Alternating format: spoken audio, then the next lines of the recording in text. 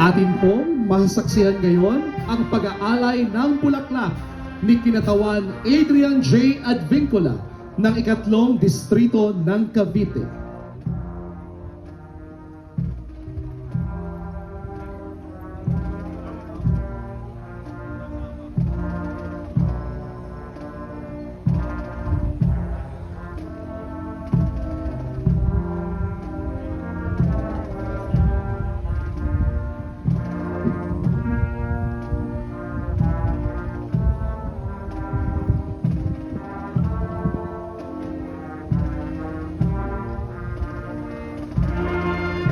Sama-sama natin pong tunghayan ang pag-aalay ng bulaklak ng ating panauhing pandangal, Tagapangulo Joseph Francisco Ortega mula sa Pambansang Komisyon sa Kabataan. Siya po ay sasamahan ni Captain Boyd para po ng Sandatahang Lakas ng Pilipinas.